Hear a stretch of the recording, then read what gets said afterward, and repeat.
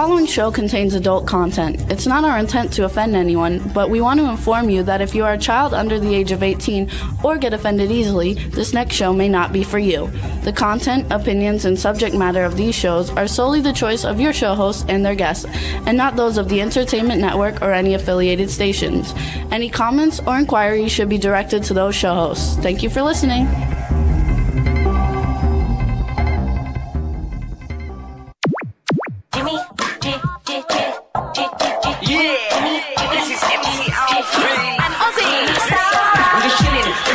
Sitting down and designing, why every man in my thinking, what are we gonna be wearing? Yo, I'm a Liverpool MC, you can't test me, big up the girls inside the party, let's get down to crazy Jimmy, big up myself and known as Alfie, the one and only, the Turkish MC. Always love the clothes of Jimmy. Bitch, I'm your wanna be, Jimmy Star, new celebrity. We'll take you out to Jimmy Stars.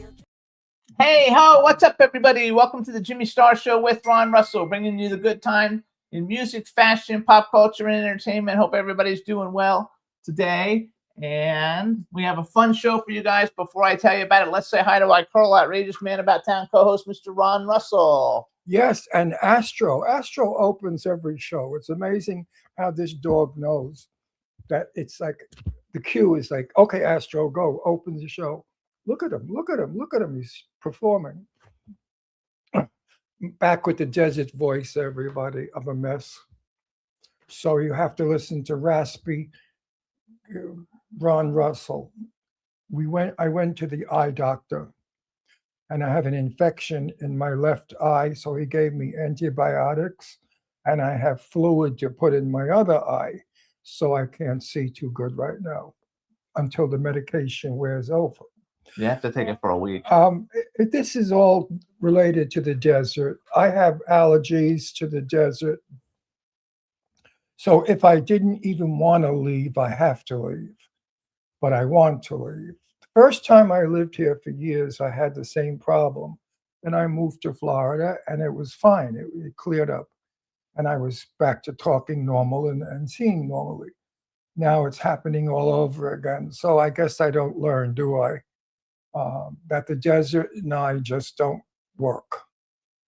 So pardon me if I sound raspy and gravelly, but that's the desert. Anyway, you guys, we got a fun show for you today. What's up, chat rooms? People are starting to show up. Cindy Ladylike, hello. Thanks for all your help. Stefan is in there. Say hi to Tina for us.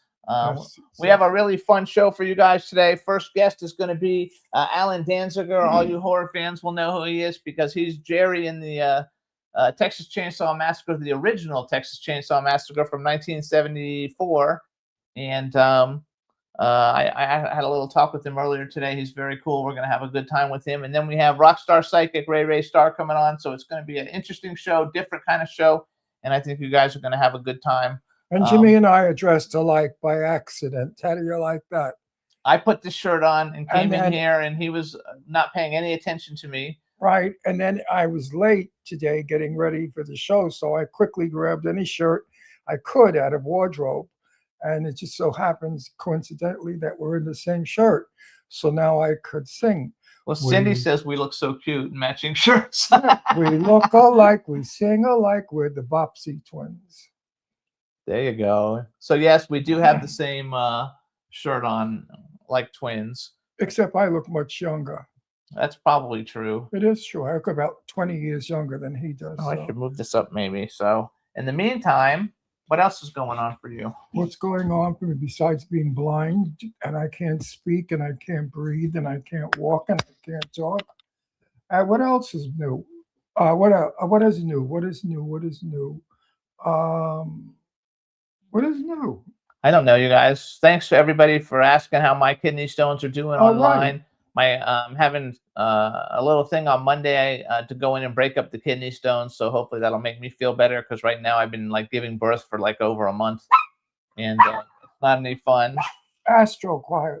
And Astro, quiet. Astro's barking. He has to always be a part of the show anyway, so it's a lot of fun. It. No, I want to say hi to no. Sylvia Polite. She's like listening. She sent me a text. The phone is in the chat room. I don't know why the dog is barking, but we want to thank everybody for tuning in every week. You can listen to the Jimmy Star Show with Ron Russell. We're on Libsyn, Apple Podcasts, iHeartRadio, SoundCloud, iTunes, Spotify, Amazon Music, Google Podcasts, and YouTube. Those are the most popular platforms. We're on a bunch of like 150 other ones, but those are the ones everybody pretty much pays attention to. Tell them about the award we won. We told them last week. We didn't win an award. It's just where we are. So we're number one for film podcasts, film interview podcasts, you guys, on Apple Podcasts out of about 1 million shows. We're the number one, and we've been there for like 10 days. Hopefully it'll continue. So we want to thank everybody for tuning in, and you can listen to us. A lot more people listen to us than watch us, but you can listen to us on like I said, Libsyn, or you can go on to Apple Podcasts or Spotify or iHeartRadio or SoundCloud. We're on all of them. There. Good. And I had something else I was going to say, and now I totally forgot what it was. Oh my God. I wrote on Facebook. I am still writing on Facebook this morning, and my article is, it's the quality of work, not the quantity of work, that satisfies an actor, a good actor. I have come to the conclusion that the quality of work is far superior than how many films I'm in. People like to count how many, they're in 110 films, they're in 50 films. They think that's important. But they could be in a film for 1 minute and they use it as a film credit. So it's all bullshit. What's really important is the quality of your work. And if you're in a fine movie with a good script, that's rewarding. I think that comes with age. When you're young, you want to get as much out there as you can. And when you get to be my age, you realize that quantity is not the thing. It's quality that's the thing. So now I only look for quality scripts. So I may not work 1 or 2 movies a year, but that's fine if I did 1 movie a year that was quality. I mean, I guess everybody in the business agrees with me, I guess. No, it depends on who they are. I think it depends. I think people who are, not everybody's in it like you are for the work, like to do a good, to be in a movie, a good movie, do a good job acting. A lot of people are in it for like, they want to be famous. Well, so it's totally different. Those are the people that don't last long. The people that want to be famous don't last long because if they don't become famous, they drop out. Right. So they're who cares about them? But a true actor, a real actor who enjoys the work, wants quality work. We want quality scripts. Everybody in Hollywood is angry about this woke shit because woke has ruined all our film. It's more political than it is interesting. They're more interested, Hollywood, in getting everybody happy than getting one person happy. Story can only go so far. You can't make everybody happy with the same story. Some people watch it and think it stinks, and some think it's wonderful. So the woke stuff has got to go. Hollywood has got to grow up and realize that actors are actors, and actors are allowed to portray other people. I mean, I don't think that because I'm gay, I can only play a gay person. That's nonsense. I'm an actor. I play everybody. Which you have. You haven't even ever played a gay person yet. Right. I could be Chinese. I could be Jewish. I could be Spanish. I could be anything. I could be an American Indian. I'm allowed. I'm an actor. And woke says, no, you can't, because you have to be that nationality or quality. I don't know. Anyway, it stinks. Anyway. We have to get back to old Hollywood. Good stories. Where stories are important. Because you can just do so much beating everybody up, fighting, and so much of this violence. You're filling all the young people's heads with blood and guts and violence. It's okay to stab, to kick, to beat up, to be wild, because Hollywood is permitted. In my day, Hollywood had censors. We weren't allowed to do certain things, and I grew up with those censors. And people my age all had those censors. That's why when I was a young person, we never heard of stabbing and killing and the garbage that goes on today. It never existed. I remember the news, 11 o'clock at night, the news would come on and it would be Joe Blow's car had a flat.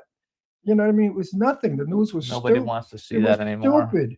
Or they talked about President Eisenhower and the Korean War, that sort of thing. But we never had these stabbings and these putting people on fire in subways and all this grotesque, hideous stuff. It's terrible. We've got to stop it as human beings, and we've got to go back to being decent people. Not us, but those criminals out there. Have some taste, for Christ's sake. If you're going to be a criminal, be a tasteful criminal. Anyway, I think it's funny. So, you guys, we're going to bring on our first guest in 1 second. His name is Alan Danziger. You also know him as Chainsaw Jerry. Before we bring him on, we're going to play a quick little, like a couple of second video, and I'm only bringing it on kind of like as an introduction. This is the Texas Chainsaw Massacre's chainsaw dance, and I bring it on. It's super famous. It's short, so we won't get flagged for it. And I think you guys will think it's fun because it's one of the most influential movies in the history of horror. We're going to play this 20-second video, and then we're going to bring our first guest, Alan Danziger. So take it away, Juan.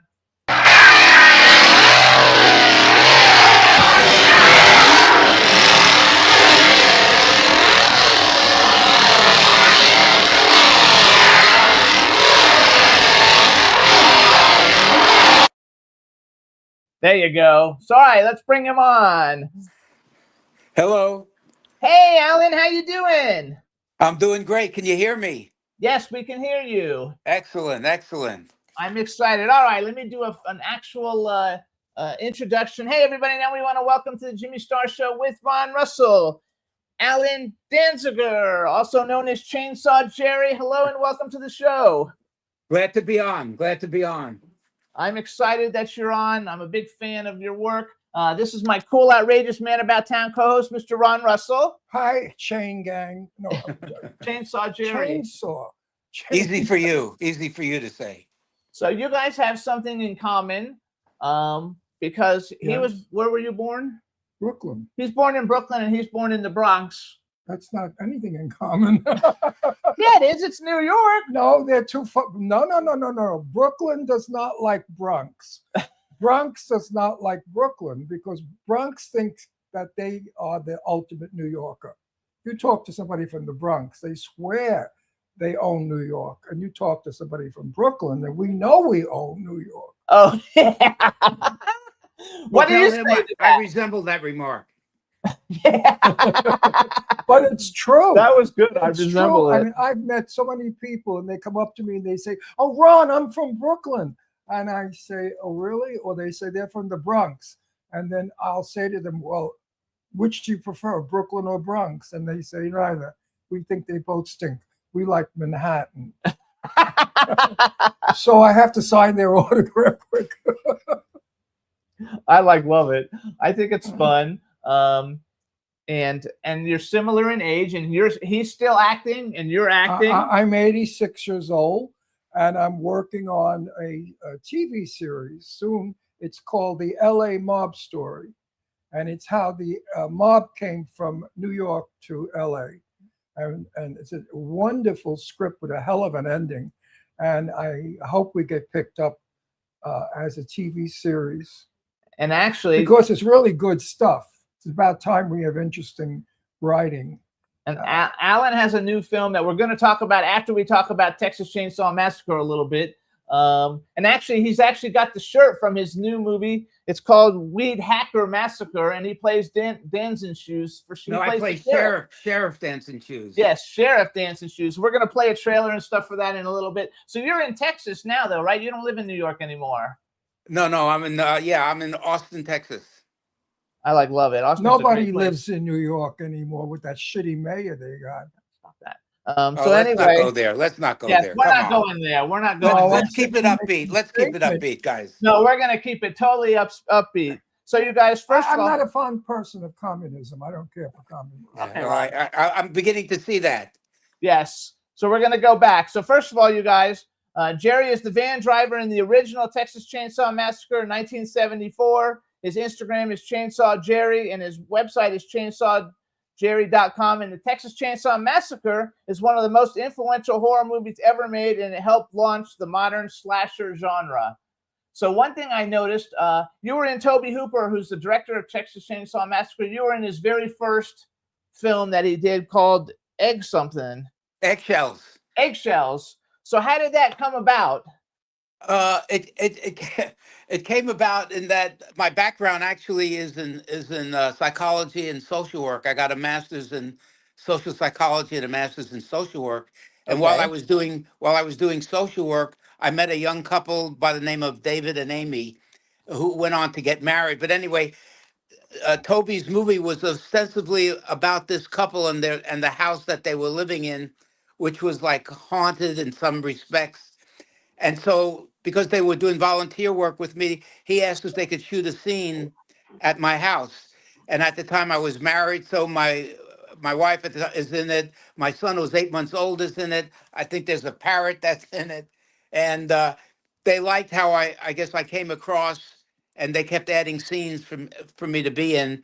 And the movie came out, and nobody saw that movie, and about 3 or 4 years later, I got a call, and they asked if I would play this character Jerry.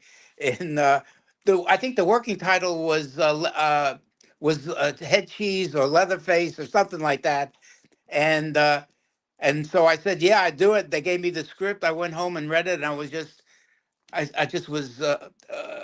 It just took me over. I mean, it was just something where you couldn't put it down, and so I said I would do it, and I guess the rest, as they say, is history. History, absolutely. So did you have any idea that the movie was going to be so popular? Like, I mean, it really took off.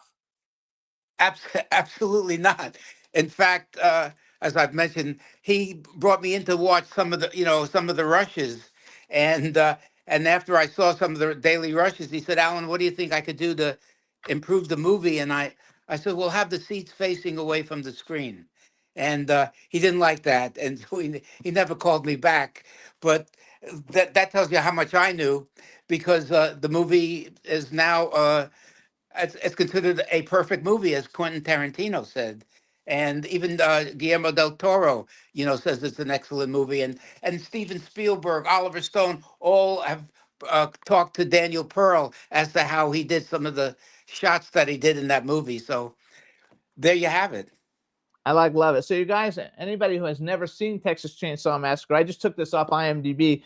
5 friends head out to rural Texas to visit the grave of a grandfather. On the way, they stumble across what appears to be a deserted house, only to discover something sinister within, something armed with a chainsaw. You guys, the film stars Marilyn Burns, Alan Danziger, Paul A. Partain, William Vale, John Dugan, Jim Cito, I'm not sure. Cito. Edwin Neal and Gunnar Hansen plays Leatherface, who's actually been on our show before in the past. And I think it was a great movie when it came out. I was super young when it came out, so I probably didn't see it till I was older, because I would have only been 10 when it came out. And but I think we've had almost everybody who's played Leatherface on the show. We've also had Caroline Williams from Texas Chainsaw Massacre 2, Bill Johnson, Bill Mosley, R.A. Mihailoff. We've had all the different people come in through it, and so you did the film, and then you kind of like didn't act anymore for a long time, and for like 50 years, and you actually had a career. That was it. I mean, career that wasn't in acting.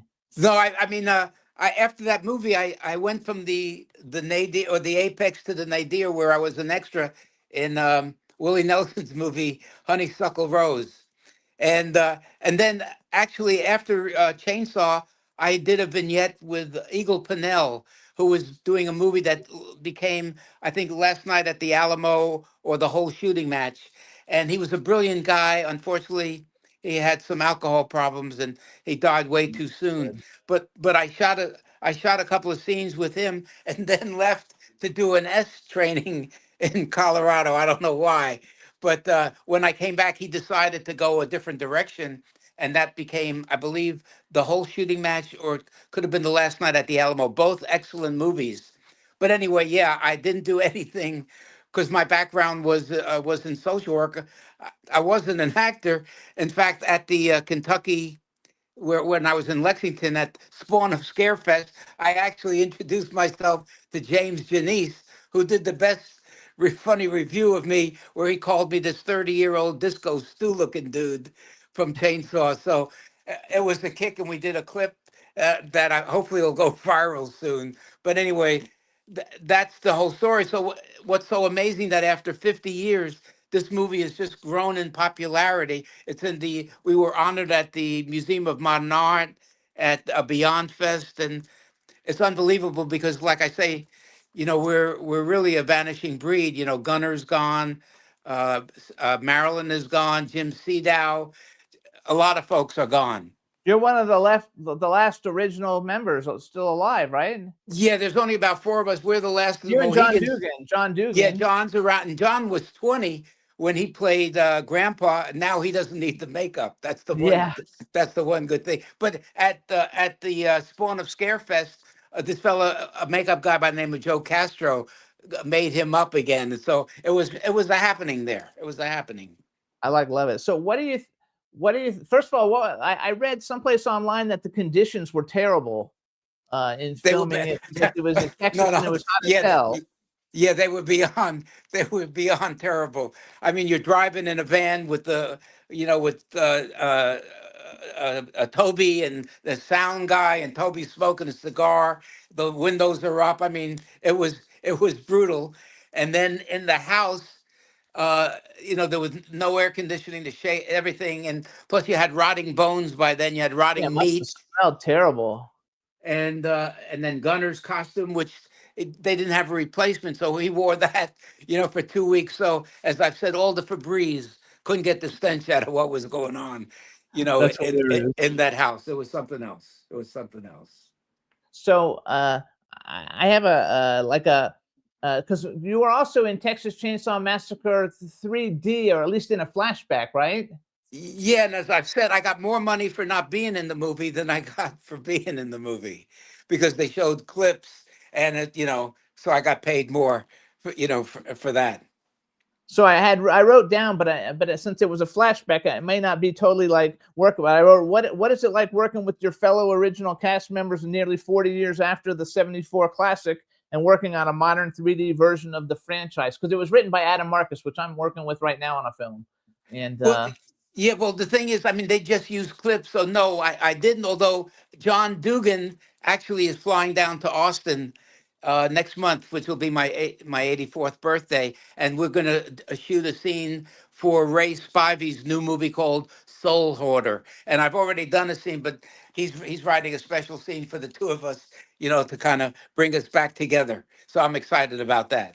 I don't know, I love it. So there's 9 Texas Chainsaw Massacre films. Have you seen all of them? Do you watch them, or did you not watch them? I've seen a couple. I mean, I liked the one with Jessica Biel. I kind of liked the 3D movie for some of it, and even the one that what's his name did, David, the guy that did the Netflix, David Allen Blue, or David something Blue, David Garcia Blue, or David Blue Garcia. That's it, David Blue Garcia, and that was shot in Bulgaria of all places, and the Leatherface that played that, a fellow by the name of Mark Burnham, actually flew down to Austin a few years ago when at Pecan Street that we set up a table, and was like a little bit of a reunion. Yeah, I actually, I've met him. Well, I've met almost lots of people from the cast of it, or we've had them on the show, so it's been a lot of fun. Okay, hold on. Let me just move through here really quick. So, I was also going to say, so after 50 years, being away from acting, what surprised you the most about becoming more famous now in your 80s than you were in your 30s? I mean, it's a kick. I mean, I'm a geezer now, so the fact that people want to, come and, speak with me, I mean, it makes me feel great. And after the con was over on this past Monday, I actually saw a new movie. The working title is Rocky Wake, with a young director by the name of Dylan Anglin. And they were just so wonderful to work with, and so appreciative, and after we shot the scene, almost got like a standing ovation. Well, they were all standing, but an ovation's an ovation. and then I took pictures with everybody. So I'm looking forward to seeing it when when it comes out. Because I noticed too on your IMDb, you have several other films that you've done just recently in the last couple of years. One of them's called Storage Locker. One of them's called Cannibal Comedian, which I think you narrated. Yeah, I did. Yeah, in fact, I did the beginning narration, and Ed Neal did the ending. And the reason that came about because I met a really terrific fellow who's an actor and a writer by the name of Mark Cirilli, and actually he's writing my autobiography as we're coming to the coda on that. And I think that's going to be a great read because we've got some interviews with people that fans of Chainsaw will love to hear some stuff that I didn't even know about, and some dialogue from Marilyn Burns, who taped some hours of tape about her experience with Chainsaw, and some of that'll be in the new book, which is, I think the title is Chainsaw Jerry, or How a Kid from the Bronx Ended Up in the Texas Chainsaw Massacre. So I got a lot of things, on the horizon, and my dream is to be really the Colonel Sanders of horror, and the fans may make that dream come true for me. Oh no, I think it's going to happen. So you guys, you can go to chainsawjerry.com for his website. He even has a new bobblehead that you can order off of his website for on there. And he also has Chainsaw Jerry's beef jerky, and his slogan is "A cut above the rest." No. On the blade it says, "We were the meat." Oh, okay. I took that. I don't know. See, I took that from someplace too, and I got it No, wrong. I had that, but I think that the "We were the meat" is even better. No, it actually is better. So I also I was just doing research on you and the movie in general, and they say that the line that you say, "That's the last goddamn hitchhiker I ever pick up," that was totally like ad lib. That wasn't actually part of the script, and you did it, and they kept it. That and the one where I said, "Hey guys, quit goofing on me." That's become like a meme. And somebody just told me that there's my shirt. That's the story. Ron Bozeman, who was the production manager on Chainsaw, borrowed my shirt for a long shot that I wasn't in, and unfortunately, he never gave me that shirt back. And I kind of hated him for about 50 years, but I've let it go. But that shirt was my favorite shirt, and I got that here in Austin at an Indian boutique. But a super fan by the name of David Munoz found similar fabric, and he sent it to me, and I've made a shirt. So now when I go to some of these cons, I'll wear the shirt. And the other neat thing is I have the same model van that I drove in the movie sitting in my driveway, and I was scrolling through a website, a chainsaw website a few years ago, and I was scrolling and I see this van on blocks with a phone number on it, and a fan said that looks just like the chainsaw van. So I called the number, and the fellow that answered, his name was Scott Key. And just to make conversation, I said, "By any chance, are you related to Francis Scott Key, who wrote the Star Spangled Banner?" And he said, "Yes, I am." He was great, great, great, great, great, whatever nephew. And I said, "Well, I'm the OG. I think I'm going to have to get the van." And we worked it out. He trailered it down since I didn't have a way to get there. And about $25,000 later, it's restored, and I take it around. And not only that, but I've got Franklin sitting in the van right now. Does it have air conditioning? Yeah, now it does. Now it does. Because that's funny. I love it. So what kind of a what do you think about the whole thing just in general? Like, you're in this movie, it's a cult classic. They made 8 more of them after that. Obviously it's one of the coolest things like ever for people on the other side, but how is it for you? I mean, it's an unbelievable privilege that after all these years, even the people that like some of these other ones, when they compare it to the original, it's like we still come out on top. And I think it's just the believability of this movie. It almost seems like it's like a documentary, or that it could really happen, you know. And I've told this, but my parents were retired and living in Florida, and they ended up taking an aunt and uncle to watch this movie in a porno theater. And I think it was a double feature, and the second feature was Debbie Does Dialysis. So Oh, shit. and my mother, during the scene where I'm walking in the house, to get whacked, my mother started screaming in her native language, which was no language. She grunted, and they almost escorted her out of the theater. Unbelievable. All right, so you got a new film, kind of new film. I noticed it's on Tubi and Amazon Prime. It's called The Weed Hacker. I keep saying Weed Whacker. I don't know why. The Weed No, Hacker. that was Weed Whacker was taken, so it's the Weed Hacker, and it's kind of a horror comedy, a combination of things. It's kind of pokes fun of all the sequels, that movies made, and that was the brainchild of Ray Spivey, who I met and who wrote a scene for me from his first movie, Storage Locker, and then we just hit it off, and I threw out some ideas, and he had some of his own, and that produced Weed Hacker Massacre. And the punchline is, once you stop laughing, you'll start screaming. Oh, I love it. I wrote down cult following among indie horror fans because it mixes self-aware comedy, low-budget splatter, and a movie within a movie. Storyline, directed by Jody Stelzig, writer-producer Ray Spivey, which I also read online that you contributed some of the ideas for the film, and that you play Sheriff Danzin Shoes, and that Paris Randall's in it. Paris Randall's a good friend of the show. He was, when we came on the air 18 years ago, he was one of our first guests ever, and then we had him on again last year. And he's a great terrific, guy. and he's terrific in the movies. A terrific guy, and I met him at a cult event a few years ago, and hit it off. And I love the guy, and he's brilliant in this movie. I know, he's fun too. Just in all his movies in general, he does a really good deal. So what I want to do is play the trailer for the Weed Hacker Massacre. I want you to introduce it for us, and then hang on, we're going to play it, and then we'll come back. Yeah, it's a fun ride, and there are two young people that are in it, Molly and David. I forget his last name, but that doesn't matter. But they're terrific in it. It's a fun movie. Absolutely. So here it is, everybody. The Weed Hacker Massacre. Massacre. Quiet on set.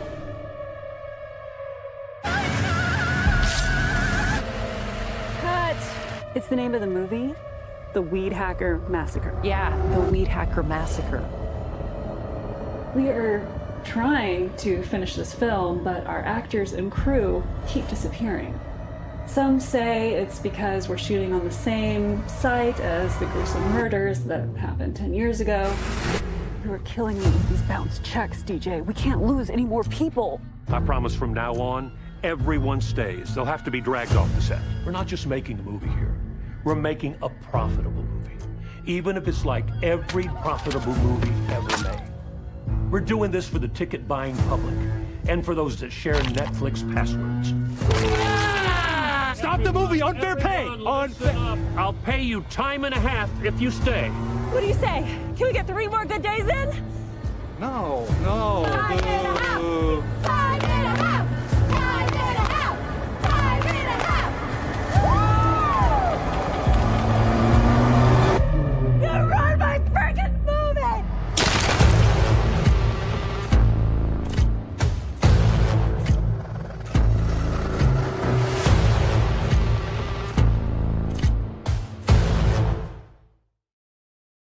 So you got good distribution with Buffalo. It says Alan Danziger's The Weed Hacker movie. So you're the executive producer, maybe? Or Yes. something? Yes. Yeah. You are I like- correct, sir. I love it. I also wrote down that you've been in a bunch of documentaries and special appearances: The American Nightmare, Texas Chainsaw Massacre: The Shocking Truth, Cinemassacre's Monster Madness, Texas Chainsaw 3D, and Moxina. I don't know what Moxina is. The other ones I know what they are. Uh-oh, you disappeared. What happened? Uh-oh, I don't know what happened. Hey, Juan, what happened, you know?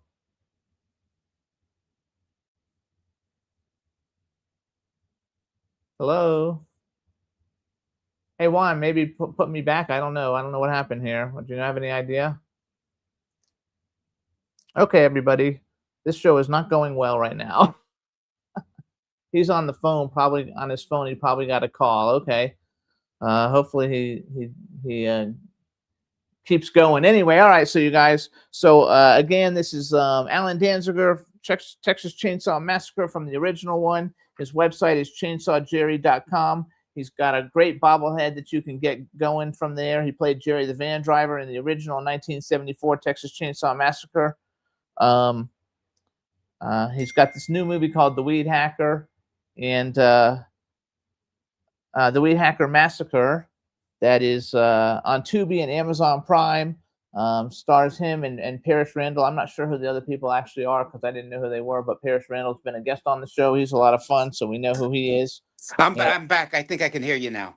Okay, good. I was just reiterating it all. So you're the executive producer, and you did all these. What's Moxina? What's what? Moxina. I don't know what that is. Oh, I went on. It said under documentaries and special appearances, and you were. I've seen a lot of the documentaries that you've been in. But Well, yeah, there may be. I'm also in. It's called Chain Reactions, and it's a number of directors, you know, like Patton Oswalt and Stephen King, and how this movie influenced them. So I'm in that one. I guess I'm in some other ones that I don't even know about. That's funny. But Chain Reactions is a wonderful documentary. Excellent.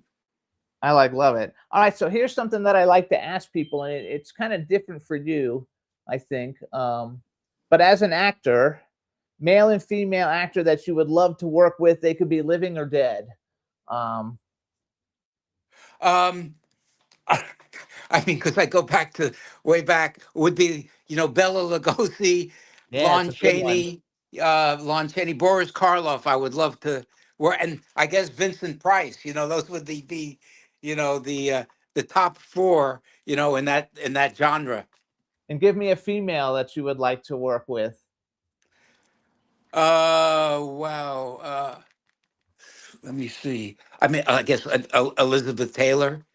You know. There you go. And I mean, there's just you know, of course, you know, say Meryl Streep, but I mean that's just so out of my class, you know. But you can dream, can't you?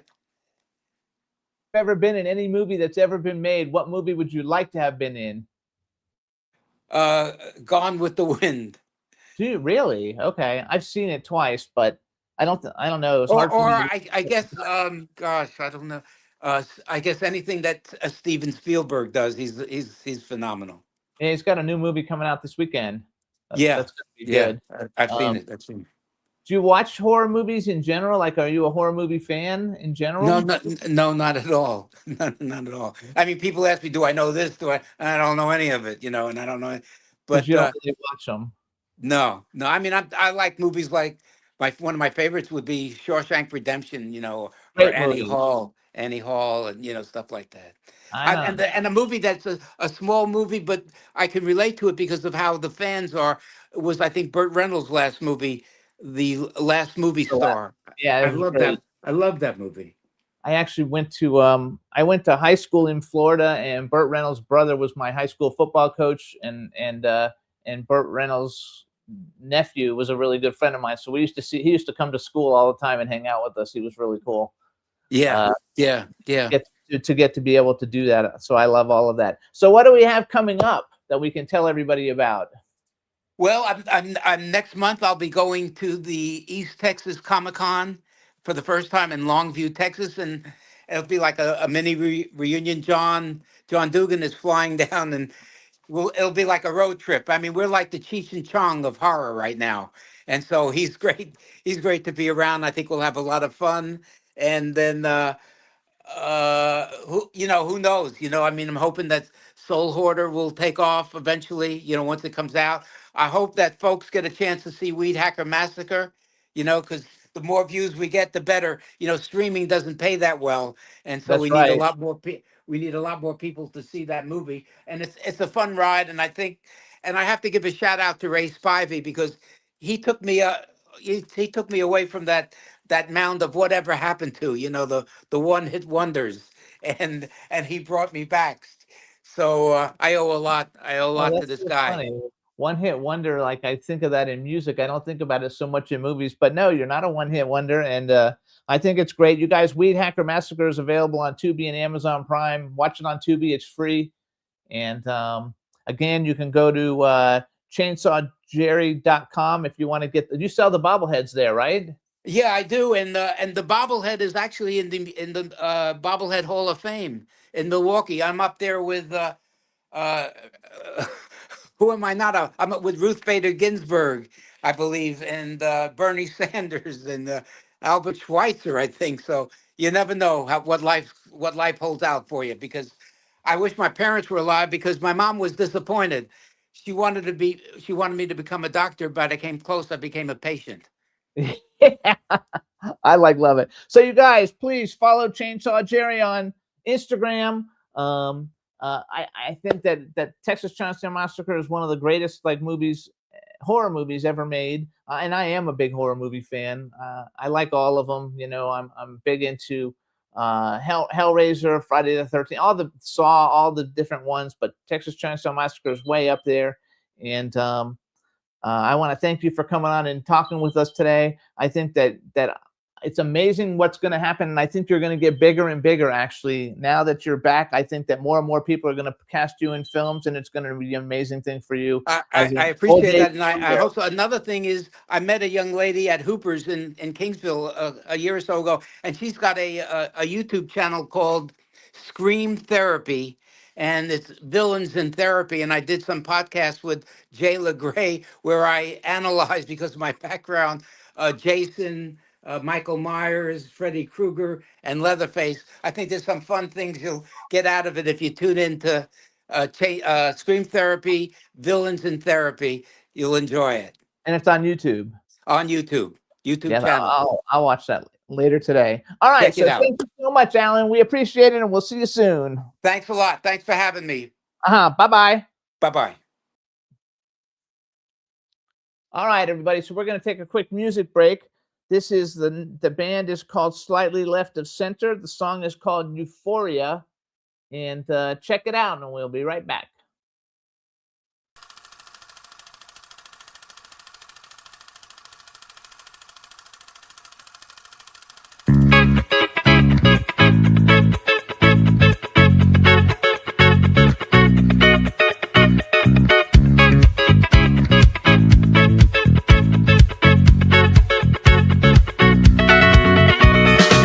I can see deep into the future. I can see the lights that lead up at the end.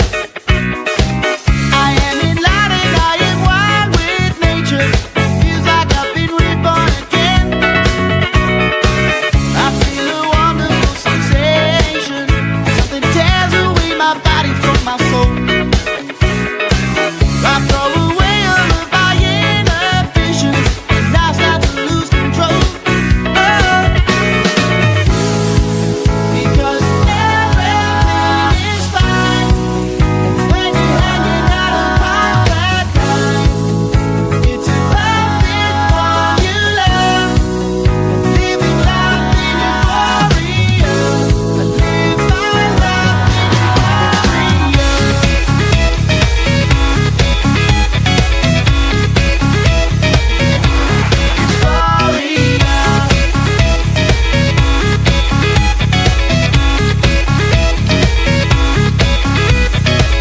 I am an optical illusion on a nebula that floats around in space. I live my life like it's a wild illusion, 'cause I'm in my happy place. Hey! Nothing can hinder this elation.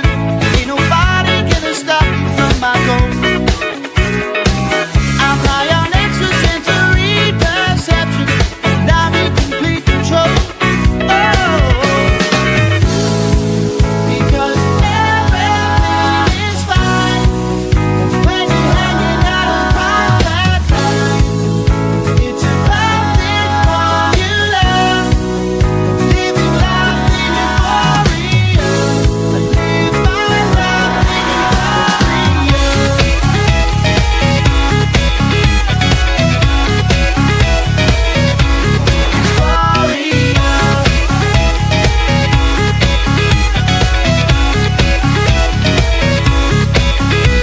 The music gets the best of me, 'cause it's a perfect place to be. I'll pull your body next to me to sweep you off your feet. So hit the lights, we're going all the way tonight. I'm gonna take your mind for a ride.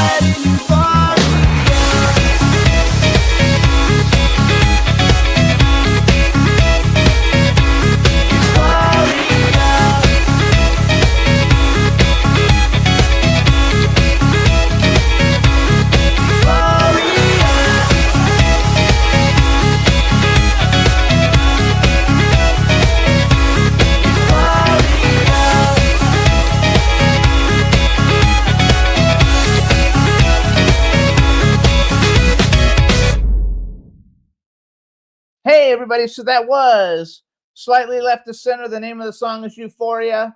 And they were actually, believe it or not, they were a guest of ours a long time ago when we lived in Pennsylvania, actually. But because we're getting flagged for certain music, I have to find music that we can play that we don't get in trouble. So I don't exactly remember what the interview was like, but I know that they were on back, I don't know, that's a long time ago we were in Pennsylvania. In the meantime, you guys, in a little bit, we're going to have our next guest come on. His name is Ray Starr. He's a rock star psychic. He's great in the music industry. And everybody says hello. They're dancing with the song. Welcome back, Ron. Hey. Okay, so, hey, Astro. Again, it brings me back to my article this morning. It's the quality of a show, not the quantity that counts. And I'm all for quality and not quantity. Quantity is trash. Quantity is anybody to fill a part. Quantity, that's what quantity is. Quality is when you get somebody that is worth watching or worth seeing. That's what I like, quality. Hub Reynolds says, my movie star Goodfella is back 100%. Hey, Hub. We want to say happy that your father-in-law did good through his open heart surgery also. So sending you hugs and happy that everything is working out for that. Did you know that? No. Okay. I don't follow all the stuff that you do. I just see the post on Facebook when I look on Facebook. I think that, Facebook only shows you the things from the people that you interact with the most. They only show you like 25 people. I'm getting fed up with Facebook. Facebook has now become a courtroom. They're asking you questions about, should this one get the chair? Should that one be killed?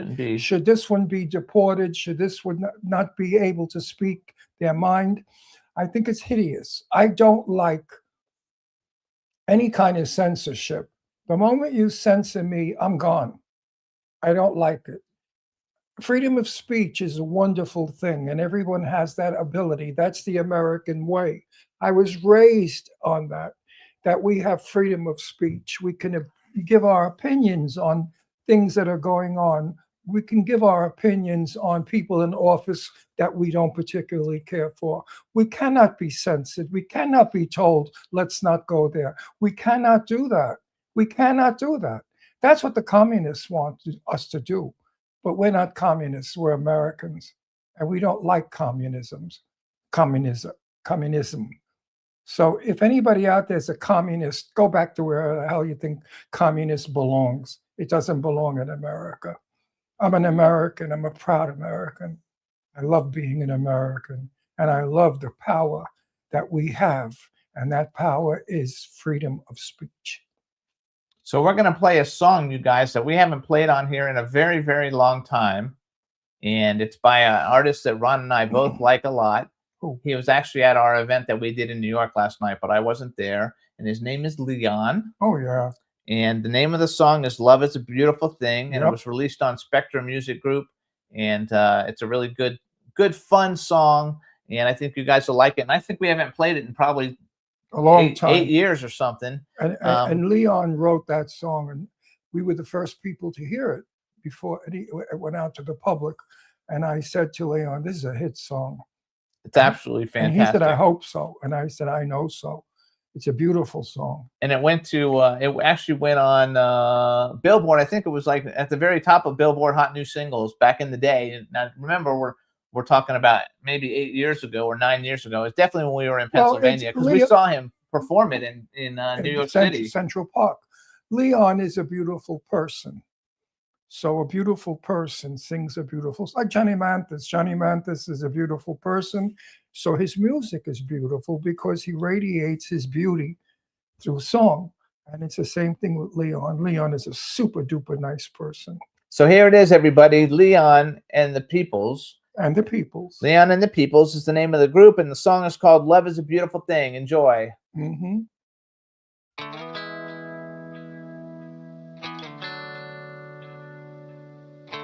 Complicate is the only way now.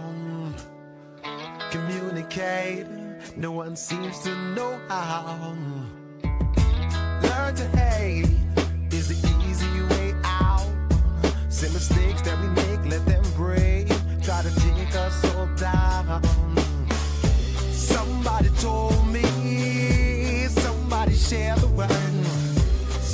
Somebody told me, listen to me, have you heard? Love is a beautiful thing.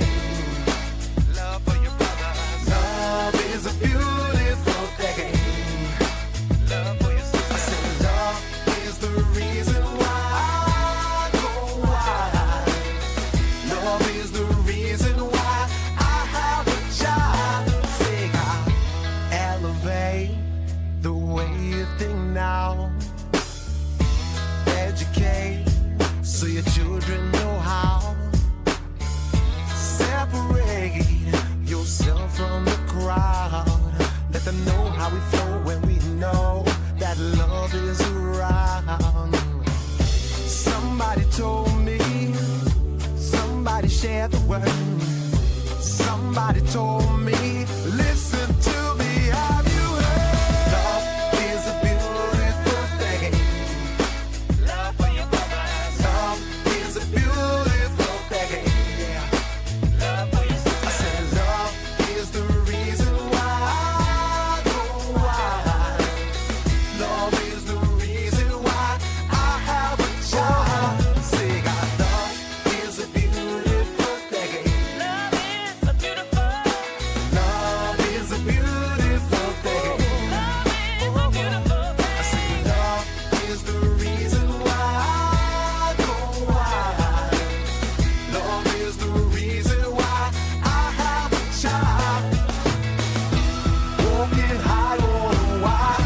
Now I look at the sky. I can see it all now. We gotta take control of our lives. We gotta do the things that are right. Gotta come together. Break down these walls, yeah. Love is a beautiful thing. Love is a beautiful. Love is a beautiful thing. Love is a beautiful thing. I say love is the reason why I go wild. Love is the reason why I have a child. Say God, love is a beautiful thing. I'm talking about love is a beautiful. Love is a beautiful thing. I say love is the reason why I go wild. Love is the reason why I have a child. I say love is a beautiful thing. Love is a beautiful thing. I said love is a beautiful thing.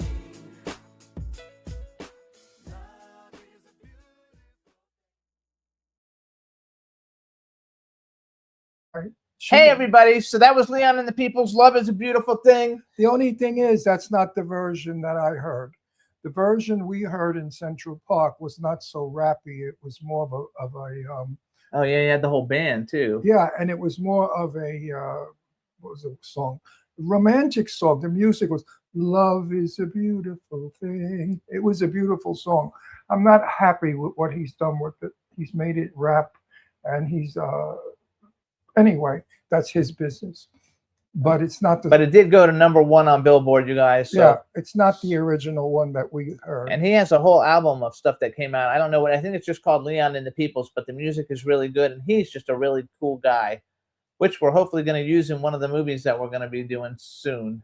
What they do is they write a song. It could be a very beautiful ballad. And the producers will say, it's not selling. This ballad is not working. Let's make it rap, or let's bring it somewhere else. And they did.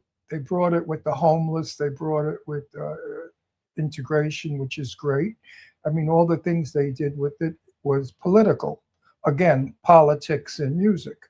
I feel that that song, the original, was such a beautiful lyric and a beautiful song that it didn't need politics in it. Because when I heard it, it was about two people being in love. And I thought that's what was so great about the song. So if I see Leon, I'll tell him that too. I'll say, I mean, it's going to make money. And I guess that's what. I think it's already too late because it's already been out for 8 years. So right. Well, it's already done what you it's can going to do. revise music. You know, music is never old. That's true. Music is never ever old. I mean, I'm still dancing to C.C. Pennington's Finally. Peniston, yes. Pennington. Which we watched the other night, you guys. We watched what's the name of the movie? Priscilla Queen. Priscilla, Queen of the Desert, which again, actually was better though the first time I saw it 30 years ago. Because it was shocking. 30 years ago, we didn't see drag queens and we didn't have all that we have today. RuPaul has certainly changed that with all the drag queens that he promotes. So Priscilla, Queen of the Desert is not shocking or I remember it being very, very like a freedom movie because it was opening up what gay people are like in some certain ways. And I liked that about it. No, it was a good movie. Yeah. It was still good. And I think that it has great music in it and it's a lot of fun. It just, you're right. I guess because we're desensitized because we see so much other stuff now that that came out, 30 something years ago, that was shocking, or 40 years ago, but it's not shocking anymore. But music never ages. They Never. didn't do movies, really. I'm talking haven't about seen them. music Yeah. itself. I mean, I could still relate to Marvin Gaye and Tammy Sherrill with Ain't No Mountain High Enough. I hear it and I still want to dance. I mean, it's great. And that's an old song way back. We're going way back to the 50s, 1950s. So yeah, music never ages. And music is absolutely what brings people together. There's no such thing as prejudice in music. People of all colors and creeds and nationalities dance to the same music. And that's when we're one, when we're on the dance floor and we're all different people. But Is yet Ain't No Mountain High Enough a dance song? Not really, right? yes, it is. Ain't no mountain. No, I know high the song. I just, enough. Ain't no. I think somebody else sang it too, right? They're the originals. They're the originals that I love. And I of course, we danced to Marvin Gaye and Tammy Sherrill. We danced to everything in my day. We heard a bell, we danced. It's true. What are some of the biggest dance songs from your day? 1, 2, 3 o'clock, 4 o'clock. Happy 5, Days. 6, 7 Happy o'clock. Days. No, that's not Happy Days. That's rock. But that is the theme song for Happy Days. They used it, but before that, it was a great song that we danced to. I was about 16 years old when we danced to Let's Rock, Rock Around the Clock, and all the other ones. La Bamba, la da da da da la Bamba, da da da da la la Bamba. Da, da, da, da, No, that's a good one. They made a movie about that. Richie Valens sang That's it. right. I used to dance to that at a club called Gildays in Woodside, Queens. They had a band up there, and we used to wait for the band to play that song, and then we'd all get out there and dance our heads off like wild people. It was savage for us. It was wonderful. We had great music. Obama wasn't really your day, was it? No, I thought that was like the 70s or something. No. When did La Bamba come out? The La Bamba was out in the 50s, my friend. Was it really? Oh, sure. I was 16, 17 years old. When did La Bamba come out? I used to sneak into the bar because I was underage. So we used to pass draft cards back and forth. Oh, the movie. I don't mean the movie. when La The Bamba- movie came The years movie later. came out. The song La Bamba was out. What's his name? Who died in an airplane crash? Richie Valens. Richie Valens. And that was out. 1958. That's right. I was 18. And the movie came out in 1987. I was 18 years old. We danced to a lot of stuff. That's all we did was dance. It was wonderful. Anyway. What can we talk about? I don't know. What do you want to talk about? We have 10 minutes till our next guest comes Let's on. talk about Something fun. well, like Johnny Mathis. Now, Johnny Mathis had hits like Wonderful, Wonderful, and beautiful ballad hits. Then came the 70s, and he wasn't so big anymore because his ballads, nobody really wanted. The young people didn't want his ballads. So Johnny Mathis decided to sing pop music of the day. He failed. It was terrible. Nobody wanted to hear Johnny Mathis doing stuff like that. They wanted the smooth roll of his voice. So he was smart enough to say, okay, can this bullshit about being in, and let's go back to what's important. And he did. And he started doing show tunes, which made him popular again. And that's why he's the #1 singer in the world as far as selling music. I like his duets though. He did a duets thing where he did it with popular people, and I thought that was beautiful. Not Yeah. every song, but most of the songs were fabulous. But they didn't do well. They didn't make money. They were not Chances Are. No, definitely not. You know what I mean? Those Is that his biggest hit? Chances Are, Wonderful, Wonderful, all those songs were major hits. I mean, they were up on the charts forever. And I saw Johnny Mathis for the first time on, I think it was the Ed Sullivan Show. And I was turning to one of my friends and saying, this guy is going to be fabulous. This singer is incredible. What's his name? Let's remember his name. And I did remember his name. And I followed his career. And I had the pleasure of knowing him 3 times. I've met him. I've been in his company and I spoke with him. And Johnny Mathis is his music. He is soft. He is kind. He is loving. He is just gentle, just like his music. It's amazing how a person is their music, and he is definitely their music. Jeff Caperton wrote favorite song in a movie with a question mark. Was what? I don't know. Do you have a favorite song from a movie? Oh, sure. 3 Coins in the Fountain, Love is a Many Splendid Thing. The World of Susie Wong, there was beautiful music in that.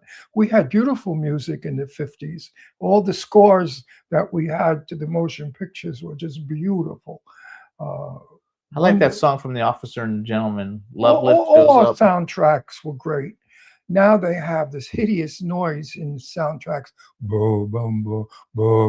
all of them. No, not all They of them. do. I hear it. It makes me nauseous. You just don't like it because you don't like movies that have play music all throughout the whole thing. No, but I don't want that noise. You can't hear. What's his name? Jason Statham, who I like so much. When I watch his music, his movies, they all have that. Ron doesn't like it when the movies they're talking and they have music playing in the background, but the music always is louder it's not than music. It's noise. It's sounds. They do it with the machinery. but it's always louder than the people are talking, so it's hard to hear the people talking. And which it takes away irritating. it takes away from the dialogue. Listen, if you need music to make your scene important, then you're not a great actor. Because a great actor doesn't need music to make their scene important. Just their voice and what they're saying is important. I like the songs at the beginning, and the song at the end is obviously the most important one. Or if there's like a love scene or something, and they're playing like music because they're not talking. I like the music when they're not talking, but I don't like it when they're talking. And then the final credits song, that's the big song that always becomes the big hit. Again, if you need music to make your performance work, you stink. And a lot of actors need music because their voices are not that, I guess, impressionable or whatever you want to call it. I don't think I've ever had music to me in a movie because my movies are so shitty, they don't do anything like that. The Beast Inside has music in it all Yeah. throughout the whole movie. Oh, Not when the people are talking, though. Not when the people are talking, I don't think. But it's got music Well, The throughout the whole Beast thing. Inside was lucky enough to get, what's his name? Is it Randy Edelman. Randy Edelman, who's a great composer. So that was a fluke. But the majority of the horror films have shitty music. Yeah, you're right. It's junk.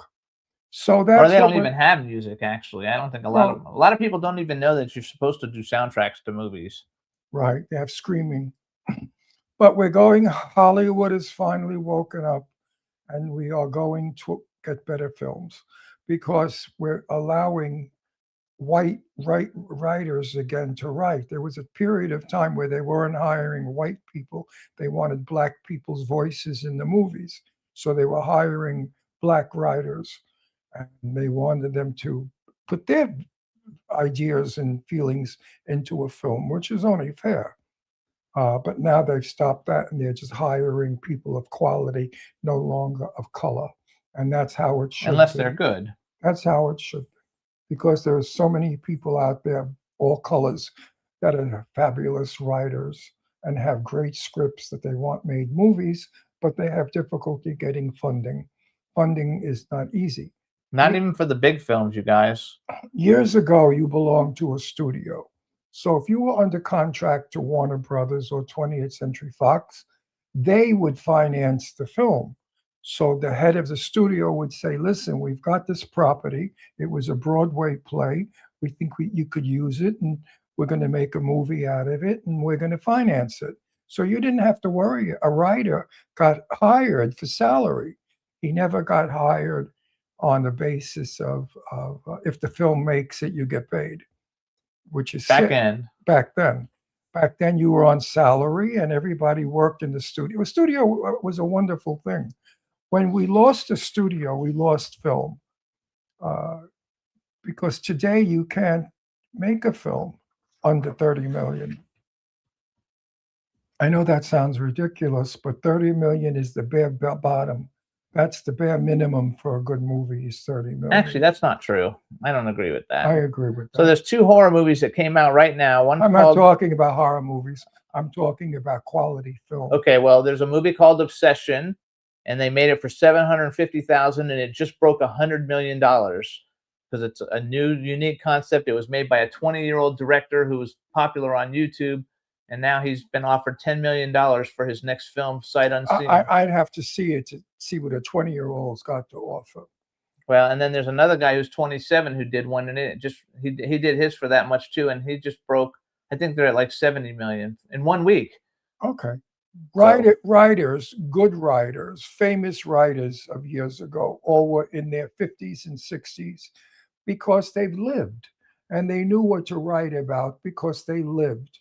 A 20-year-old hasn't lived yet, so I don't know what the hell they're writing about.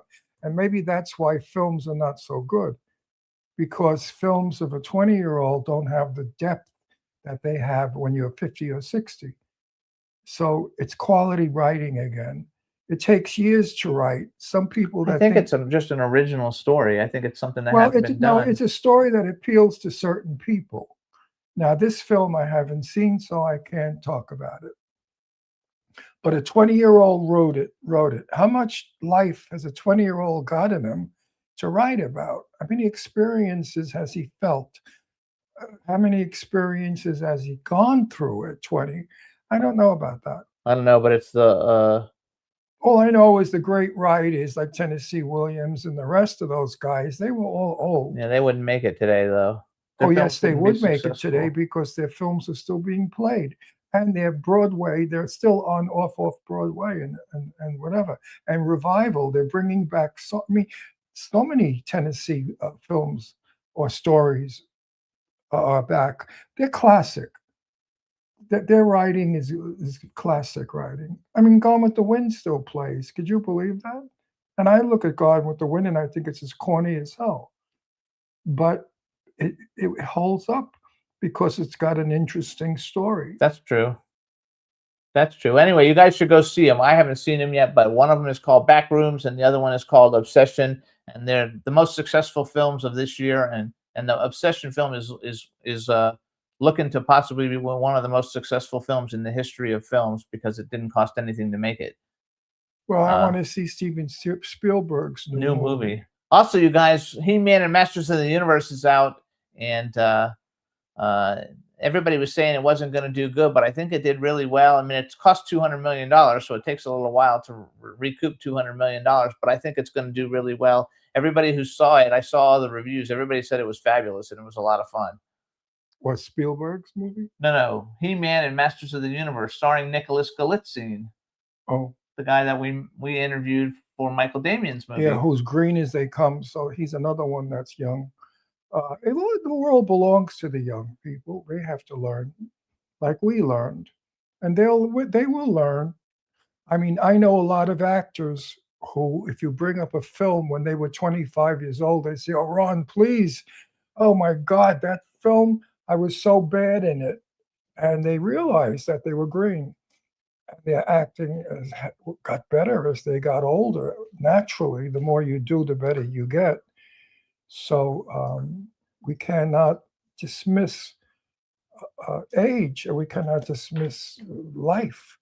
So actually, Juan asked if we saw the trailer for Ice Cream Man, which no, I haven't seen it yet, but I do need to see it. I think that's the guy from Oh, I forgot. That's like a really big director who did it. But I heard it's actually going to be good. It's coming out soon. Who is it? Eli Roth, maybe? I forgot who it is. Well, getting back to Steven Spielberg's movie, they're claiming with the publicity is good PR, that it's going to change religion, that people are not going to believe in Jesus anymore. Excuse me. They're not going to believe in Catholicism or Judaism, because they're going to finally expose how we got here from another planet. And it's an alien movie. And I know that Spielberg is going to do a fabulous job with it. Oh, I think so too. I don't know if people are going to give up religion, but Well, no, but the idea is it puts doubt in your mind, because after you see this movie, you're going to say, you know what, makes a lot of sense. And it could possibly be. So therefore, he's opening up the minds of people with a new thought. And that's good, because we need new thinking in movies. We can't see the same movie over and over and over. You know, the same script, they make it a Western, then they make it a gangster movie, then they make it a love story. yeah, it's the But same movie with a different setting. yeah, but it's all the same script. I mean, I sometimes watch movies where I know the dialogue and I've never seen the movie before, but I know some of the dialogue because it's the same crap over and over. So Spielberg loves to open minds. I mean, E.T., all his wonderful movies. Hey, I was on last night. You ready to go? We got a new guest. Yes, let's go. All right, let's bring him on. Hey, Ray, your microphone's not on.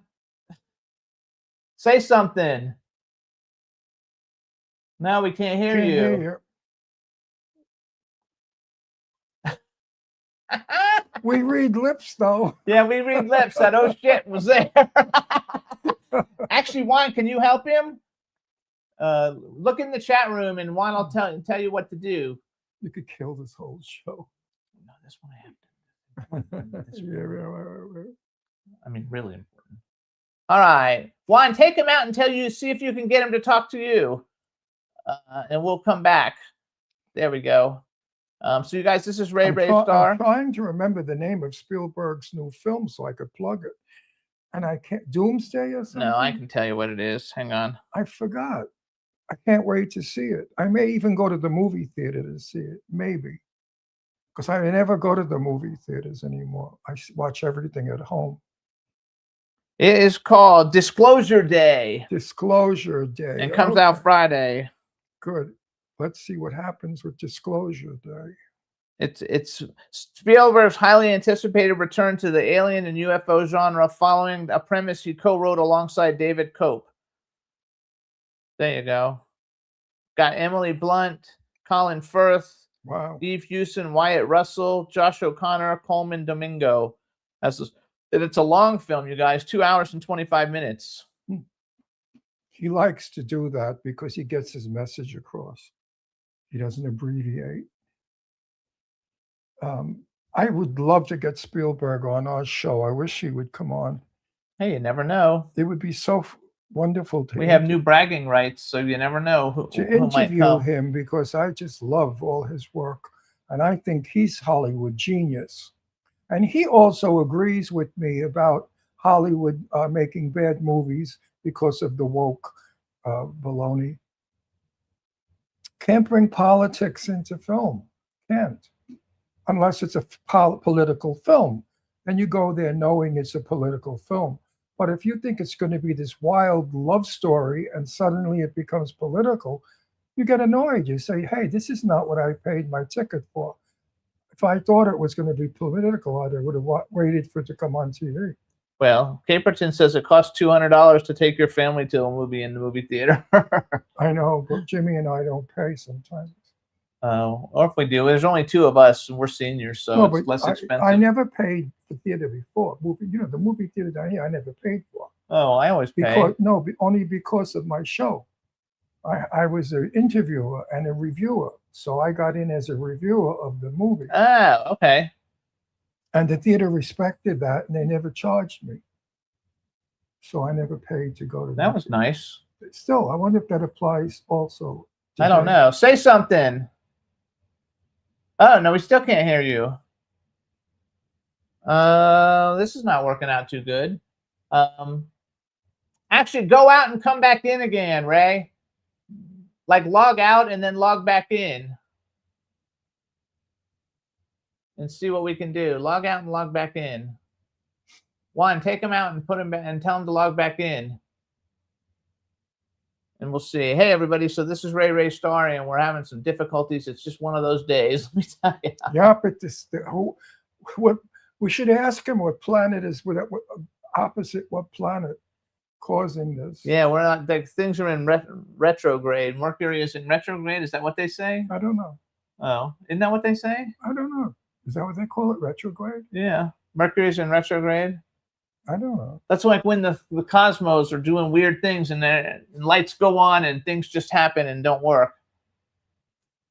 That's what's happening today. Today, everybody's nuts. Anyway, we got to keep talking or we'll have dead air. No And, dead air. Dead air's murder. Dead air is murder. Murder, she said. Murder. What a day. What a day. In the meantime, let's see. Well, what did we do? Last night we watched The Hand That Rocks the Cradle. Right. The Hand That Rocks the Cradle, Which with Rebecca De Mornay, which was actually good. it worked 50 years ago, but it doesn't work anymore because we've had so many of these locked in the house trying to murder me movies. The same script again, as I said. It was good though with Rebecca De Mornay because we like her. I know, but they're always chasing each other to the room, slashing each other, same shit. And the end, of course, the hero is always the good person. But it worked 50 years ago. It was a wonderful film 50 years ago. But today it's kind of like yawn. Let's yawn a little bit. You gotta love it. What are you gonna do? I think The Hand That Rocks the Cradle, and we also watched something else the other day that was pretty good. But I don't remember what it was. I don't remember either. We should write it down. Yeah, I should take note. Well, I didn't take. I took a lot of notes for all other kinds of things to happen today, but none of them are happening. This guest that we have today is a psychic, and I wanted to know some stuff. So I hope we can get him to speak. In the chat room, they said they love The Hand That Rocks the Cradle, though. So it made it for $11 million, and it did $160 million. So it was a very successful film. I have a thing that I do now. Every time we watch a movie, I look it up to see how much the budget was and what the box office to see if it was good or if it was bad, and how good it was. Like that's considered a runaway hit. And I've read some scripts that only need 3 million, and the scripts are fabulous. They would make great movies, and the budget's 3 million, and you can't even raise the 3 million for a good script. That's what's so sad. It is actually sad because they're redoing everything. Yep. I forgot what I read lately. Like there's all kinds of things, popular movies from the 80s and 90s that they're redoing instead of like, there's so many good writers. There's no reason why you can't. Well, they're getting do the good something new. writers from that time. Those are the good writers. But you know what it is? It's no longer an art form, acting or movies. Now it's about money. Foreign money. They can't even speak English. All they want to know is how much am I going to make at the end? And who's in it? All they want to know is who's in it. Who's in it? They don't give a shit what the script is. The script could be boring as hell. You got Brad Pitt, you got Angelina Jolie, we'll put our money in. And that's all they're doing. So they're making crappy films, and these actors are greedy. They don't have enough millions. Now they want billions. Because the new status in Beverly Hills or Hollywood is billion. How many billion you have? I've heard this in lunch conversations at places we've gone to where people have said, oh, well, he's trying to get $1 billion to be worth $1 billion. So Hollywood's gone nuts with pricing. I don't know what's going to happen with film 50 years from now. I don't know what we're going to have. I don't think we're going to have actors anymore. I think everything is going to be that AI. And everything is going to be fake. And I think, but anyway, people will be raised on that and they'll think it's wonderful. Actually, there's a big thing because Martin Scorsese came out in support of AI saying that, it can help do a lot of things, like blowing up buildings and all that kind of stuff, which they've always been doing. And everybody's going against him with it, but it's going to happen. I don't like when they have actors that are AI. Right. That I don't like. And that's what they're going to do. They're going to make a duplicate of, say, Brad Pitt, or a guy that looks almost like Brad Pitt, and suddenly make him a star. You get him for nothing. They don't have to pay a penny because it's not a real person. They have a new company. There's a company out now that actually pays you to use your image. And they actually pay you. And every time that they use your image in something, you get paid, like, depends on what it is, but you get paid like $4,000 or something every time they use it. And wouldn't that be sad? I don't think that's sad. It's I think it would be sad if I watched my image in a movie and I wasn't. It's more for commercials. I think. know, but I wasn't the image, and I no. Now, see, I'd do it in a heartbeat to make $4,000 or because $5,000. you like money. That's true. I do. Well, plus, I don't care. Money's important, but my work is more important. That's why I don't look at my films, because if I look at any of the movies I'm in, I get nauseous because I say, where's the director? Where's the proper script? Where's the lighting? It's so amateur. It's so baloney. The movies I'm in are so predictable. They're horror movies. They're silly. Kids like them. I like doing them because the kids enjoy them. That part makes me happy. When I think that kids go, oh, look at the bad clown. You know, I'm never a clown. I'm always a victim. But I guess we lost our guest. That's it. I don't know what's going on. We'll see. We'll have to reschedule him. In the meantime, I don't know. Juan, right in the chat room, is there anything going on to fix it? I don't know why. I figured he wouldn't have trouble. The other guy, I had to work with to get on, but I figured he would be able to. How can you have trouble? It's so simple. It's simple. A lot of people have trouble, so it's not that simple. It is so. Everybody I know comes on our show. Listen, my friend Terry, if she can get on our show, anybody could get on. But she just gets on to watch. It's different when you're actually the guest than just watching it. Watching it's easy. Hey Juan, right in the chat room, anything going on with it or not? Or maybe we should. I don't know what we do. I don't have it. Or maybe play a music video. Oh, yeah, his mic keeps disconnecting. I was trying to troubleshoot with him, but he logged off. Maybe he's going to come back. Gotta love it. So I think that don't they rehearse this before they do it? No, nobody rehearses it. You should always have them come on the day before. Yeah, people don't have time to do well, that. Then they can't come on if they're going to pull this. You got to know what you're doing. Nobody. This is the business. I know, but people don't normally have trouble. We're promoting them. We've already promoted ourselves. We're established. People know who we are. He should be coming back, hopefully. In the meantime, hey, Juan, let's play a music video. And if he comes back, take it out. But don't play his music video because I wanted to play it when he's on. Play any video that you got. I don't care what it is because this show's all fucked anyway. But maybe we can salvage an interview with him and see. So go ahead and play a music video for us. But if he comes back, stop it if you can hear him. And let's see what we can do. I think you should have something. Can't have a winning show all the time. We get one a year that's messed up. So this is our messed up show for the year, you guys. I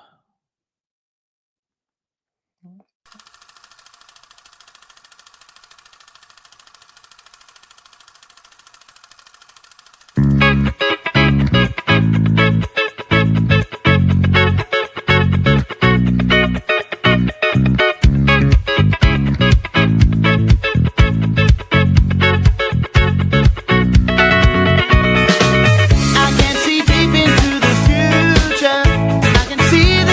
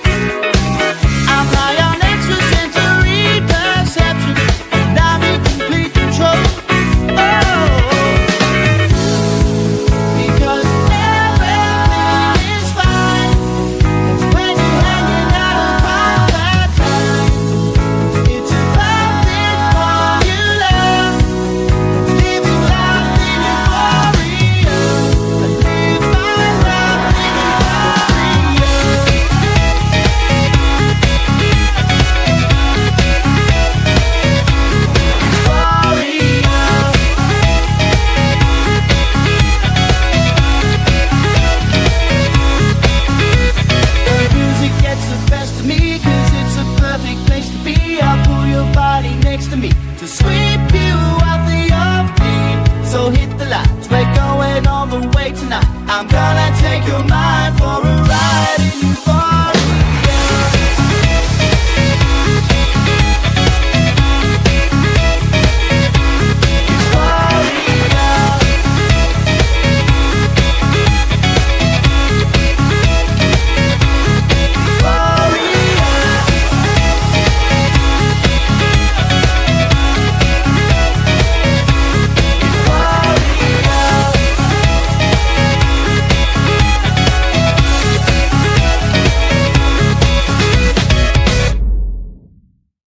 Hey, everybody, that's again Euphoria, slightly left of center. And I don't know what to do with all of this since we don't have a guest coming. I don't even. I guess I'm guys. Up, I'm back. Oh, we hear you. Hey. Yeah. I technical difficulties, had to try different little things here, but I'm off a computer and on my phone, but it seems to work with my phone for some reason. So Okay, perfect. All right, so hang Yeah. on. Now Here we turn go. it sideways. Can you turn your phone sideways? I don't want him to lose it. Well, Uh, go ahead. You go sideways. like this way. There you There you go. go. Perfect. Now we see you big and better. All right, Oh, everybody. that's great. I don't know how to make it go like that, but technical. I'll just hang on to it if that's cool. That's fine. All right, Yeah. everybody. Now, our next guest has spent decades on stages around the world, shared bills with legendary punk acts, including Green Day, Face to Face, Circle Jerks, and Lagwagon, worked with some of rock's most respected musicians, and today combines music recovery, advocacy, and spiritual insight into a mission that's changing lives. Please welcome guitarist, producer, psychic, and music care supporter, Ray Ray Starr. Hello. Hello, and technical wizard by the sounds of things. Yes. So this is my cool, outrageous man about town co-host, Ron Russell. Hey, how you Hey, doing? Ron, nice to meet you. Nice to meet you. Let's talk about some things that we have to know about, like Ron's fascinated with the whole psychic thing. well, only because I'm very up on it. You know, I mean, I've been doing it since I'm 16. My Oh, brother. you're a reader as well. You're a reader as well. Do I read? I used Yeah. to. I stopped because I predicted a fire in my friend's house where his dog died, and the fire happened. And I said I'd never do it again. And I told Artie, I said, be careful. And you know what caused the fire? We gave him a black and white television as a housewarming gift. It was the television we gave him. Oh no, that's Went on terrible. fire. So I never read again. But I used to read. My grandmother read. My grandmother was both my grandmothers were like witches. They were wonderful Italian women that believed so hardly in knowing the future. And my grandmother in Italy had a book that was 300 years old, and it was a dream book. And every morning she'd wake up, if she remembered a dream, she'd read her dream and know what was going to happen. So yes, I'm a great believer in what is it I'm looking for? I'm a great believer, not in psychic ability, but I'm a great believer in premonition. That's the word, premonition. I think you have premonition also, right? Oh, 100%. It runs in the family for 100. And anyone I've ever met that's so called has the gift to a certain extent, you'll find real quick it runs in the family. Like my great grandmother, she was a medium. My grandmother was a medium. And then on my mother's side, it was her uncle and her aunt also. Different sides, but same thing. They had the gift as well. They would read tea leaves. Or readers. Yeah. My brother-in-law was Greek, and he was the one that taught me when I was a young man about psychometrizing, about all kinds of things. He used to lift a table. Believe it or not, he lifted a table a couple of inches off the ground. We used to watch it. And his sisters were Greek and old-fashioned Greeks, and they read the teacup the coffee cup upside down. They'd spin it and they'd look at it and they tell you. So people have this ability. There's no question about it. Oh, 100%. I mean, just on my mom's side of the family, the aunt, she would always read for I guess my mom's uncle. And the guy came from nothing, and by following her advice on a regular basis, she would never charge him or anything. And he became a multimillionaire. And he offered to constantly give her money, and she would never take it. So then he paid for her kids through university, and he went to her bank and paid off her mortgage, and and because he said I wouldn't have a penny to my name if it wasn't for the counsel that she gave me. So That's you know, cool. yeah, Well, it's really do you, cool. you let yourself read for you? Because I don't. I don't let myself read for me or my children. I don't read for myself, but at the same time, I get very, very strong premonitions. And every time I don't listen to that feeling, it causes me a great amount of pain. You know what I mean? I know what you mean. I know exactly Yeah. what you mean. It's like, and I feel to a certain extent, we all have it to a certain extent, but most people choose not to listen to it. You know, and I allow gut feeling. That's about it. Sometimes if I dream something, I wash my mind of it. I immediately get rid of it. I don't want it in my head because it frightens me. Dreaming about loved ones that die and stuff. And you wake up and you say, wow, was it a dream or was it a premonition? So you have to live with that when you're psychic. well, you can't shut it off. That's the problem. And yeah, they can accept it or you can go bananas. Yes. You know what So I you mean? can't read yourself. You cannot read yourself because you'll be very unhappy. But there are times that I use my strength to will things. I'm very good at willing. I will away illness. I will away age. I'm 86 years old. I act. Wow. I act. You don't look it. You do not look it. No, and I certainly don't act it. And I will age away. I refuse to let age do anything to me to make me other than what I was at 40 or 50.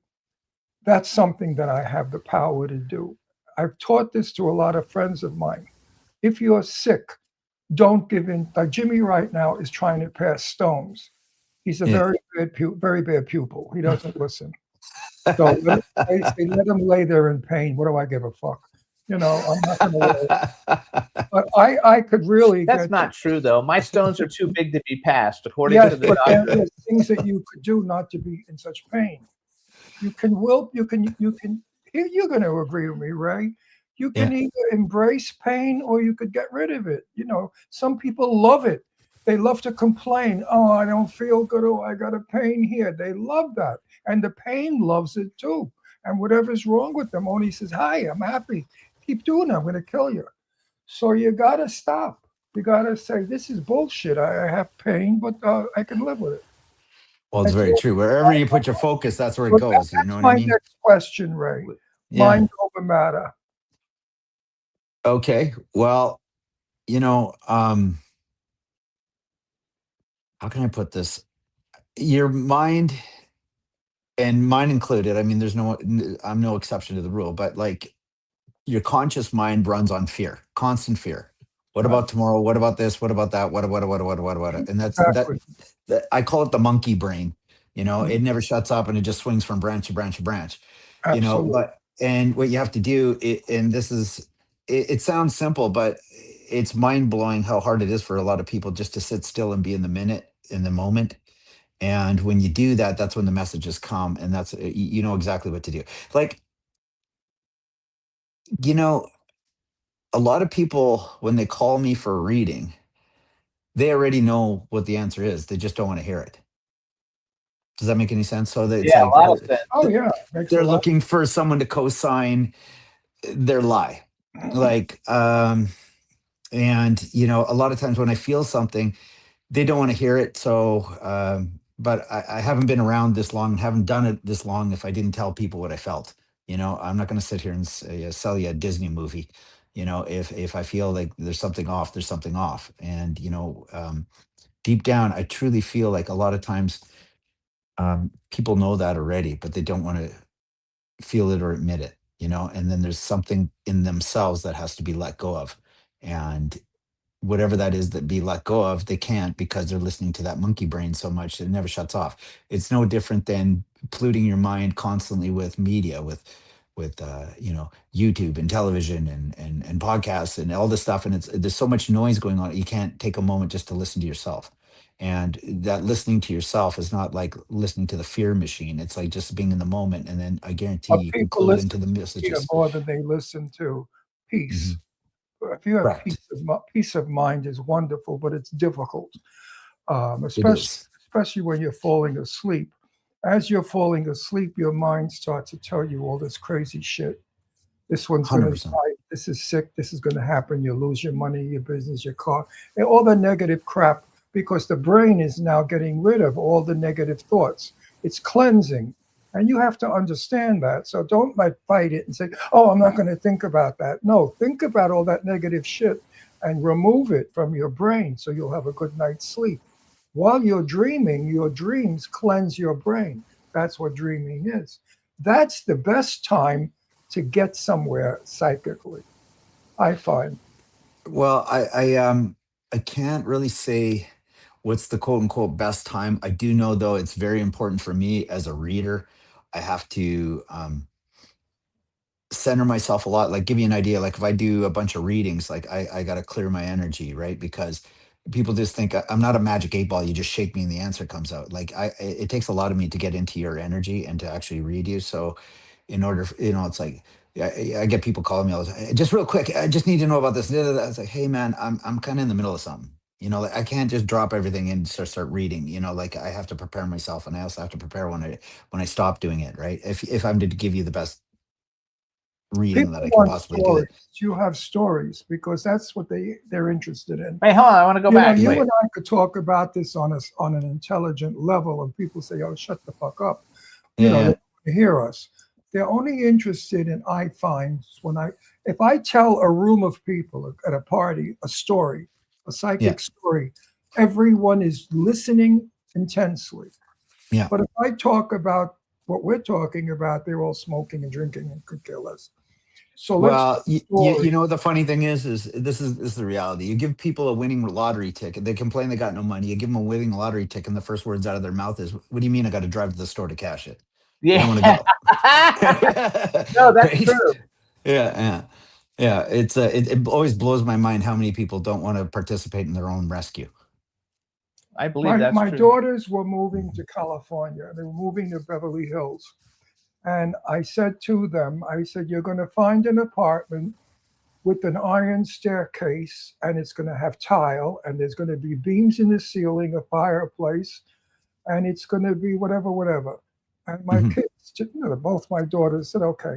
Well, sure enough, what did they find? Exactly what I said, to the T, to the letter, to the fireplace that wasn't working.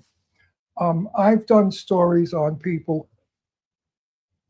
I can't say some of them. Jane Russell, was a dear friend of mine. And Jane Russell was a Christian. Actually, do you know who Jane Russell is? He might not be old The enough to know movie who star Jane Russell. The name sounds super familiar to me. Yeah, well, was a famous movie star. She was like Marilyn Monroe at the same time. Oh, yeah. Okay, yeah, I know who that is. Yes, Okay. yes, I do know And this. Yeah. she used to yell at me because she was such a Christian. She'd Yeah. say, "Stop that! That's Satan speaking." Yeah, I've had that. Lots of that happen to me.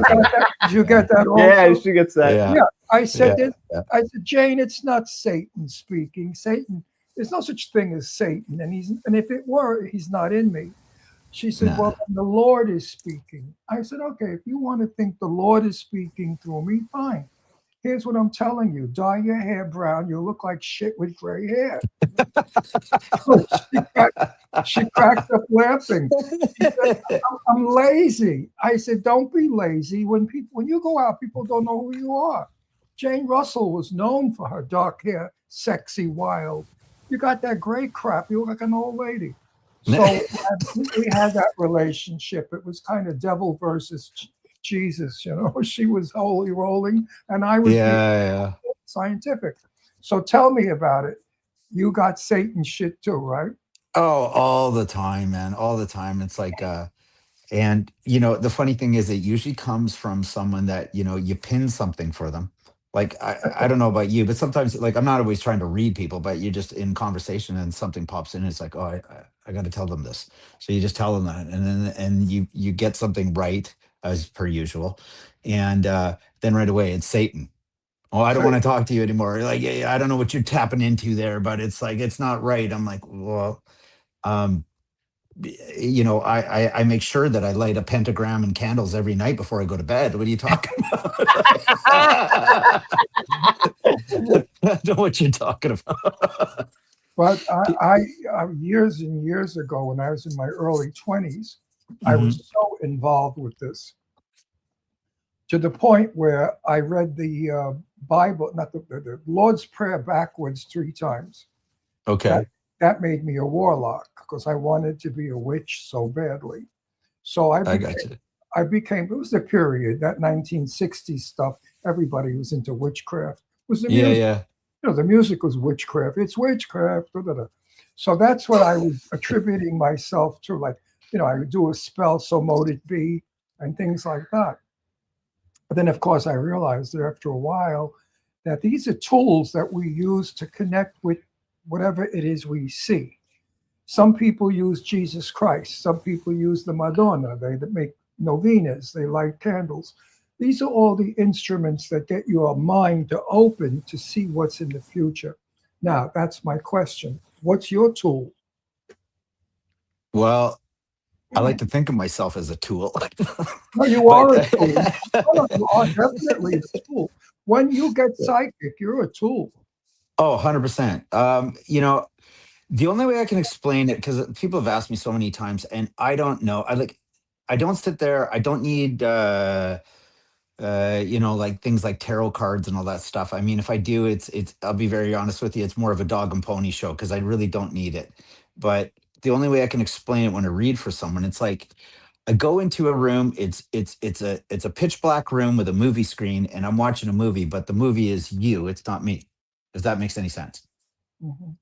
That's and I definitely, there's no doubt about it. I get I call it the universe or spirit. I don't really know the right term for it. I'm not really what you would consider religious or anything like that, but I definitely believe there's something bigger than me and you. And when you tap into that fabric, and I feel we're all connected to that fabric, that's where the messages come, because I don't feel energy dies. It's always sitting in the fabric. Okay. I don't get pictures. I get voice. Okay. My own voice talking to me. Like if I'm going to, I don't read anybody. I've never read anybody professionally. I've only did it with friends. But if I were to read you, my reading would be, I would right away go for your success level, because that's something I'm very familiar with. Okay. I don't go to things that I'm not familiar with. I can't go and read you and say that you're going to go to the moon tomorrow. I can't read you that way, but I can read you as a performer. You're going to be performing in the South soon. You're going to be performing probably in South Carolina. You're going to have a very big audience, but it's going to be a thunderstorm, and you're not going to be able to go on because of the electricity from the lightning. That sort of thing I can do. Okay. But it has to be related to what you do, not you're going to drive a 59 Cadillac tomorrow. Yeah. Yeah, no, for me, like I don't just start going bananas. I'm like, I start to I like to start off with, come to me with something. You know what I mean? Like, what do you want to know? What do we need to focus in on? And, you know, when it comes to relationship stuff, which, believe it or not, it's actually my strong suit, because I really feel there's a very strong energy between two people. And I can't stand when someone says, okay, well, there's Jimmy and there's Bobby and there's like, and I'm like, nah, you're a whore. You know what I mean? You need to figure out who the fuck you are first. You know, but when it's serious, there's a very strong pull between people. And that goes for like when people pass on or what have you. I'm very good at picking up on that kind of stuff, because I feel like it's almost like a sonic shockwave that happens, and it leaves an imprint, and then I can see that imprint, if that makes any sense. The only story I have that's fearful is my sister was dating this Italian guy from Astoria, Queens, where we lived, and rumor was it that he was a bookie. All right. Okay. And he would date her only on Sunday. He'd take her to dinner, and they'd go to a movie. And it was only he never dated her the rest of the week. So we always thought it was weird. It was one Sunday I said to my sister, don't go out with Joe today. She said, why? I said, I don't know, Anita's my sister. I said, I just got a weird feeling about it. I just don't like it. I just really wish you wouldn't go out with Joe today. She said, well, tell me why. I said, I don't know. Something bad's going to happen. He got popped. So my sister, no, my sister was in love with another guy called Mario. And Mario calls up and he wants to see her. So she quickly dumped Joe to go out with Mario. Well, the next day we read in the newspapers that Park down in Lover's Lane, Astoria Park, yeah, this guy got shot in the car and the girl was killed. Yeah. So there you go. Now, what was making me think that my sister was in danger? I didn't know anything about it. It's just that I knew. And that story is true. Another way to look at it that I find is like, when you see like animals and they just start going bananas and they freak out and all of a sudden there's like some big horrific storm or there's something, you know what I mean? And it's like they can sense something before it comes. And I feel we have the exact same gift. Oh, yeah. I believe all of us have that gift. Oh, dogs. No, when we had earthquakes, my dog got up and sat on my lap like a puppy, and he was 130 pounds. He was a Brazilian Fila, big, huge dog, and he sat on my lap like a puppy, and he trembled. And sure enough, the quake came. Hang on, we got to stop this here. Hold on. So you guys listen. So first of all, Ray, I'm gonna call you when the show is over.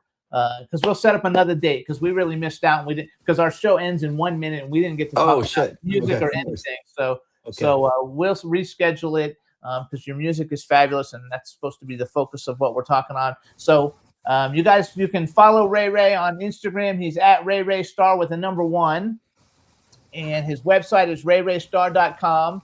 And for everybody who's asking questions, we will bring him back really soon. Yep. And that way we can continue talking about the psychic stuff, but also talk about his fabulous music. So check out rayraystar.com. Your speaker didn't work. Yeah, no worries. Something in the universe there. Yeah, so we will bring you back, and I'll call you in a little bit. And Ray, you're a terrific guy. You're very interesting. Thanks, brother. Appreciate it. I know everybody listening is loving every minute of it. They love this stuff, psychic stuff. And abracadabra, man. Well, I'm going to make a prediction. Okay. Next time Ray is back, the show is really going to be better. There you go. All right. All right. Hey, Ray, thanks so much. Thanks for tuning in, everybody. We'll see you guys next week. All right. Bye, everybody. Thanks. This is MC Alfred. I'm just chilling, Jimmy Star, yo, sitting down and designing. Where every man in thinking, what are we gonna be wearing? Yo, I'm a Liverpool MC, you can't trust me. Big up the girls inside the party. Let's get down to crazy Jimmy. Big up myself and known as Alfie, the one and only, the Turkish MC. Always love the clothes of Jimmy. British punk, yo, wanna be Jimmy Star, new celebrity. We'll take you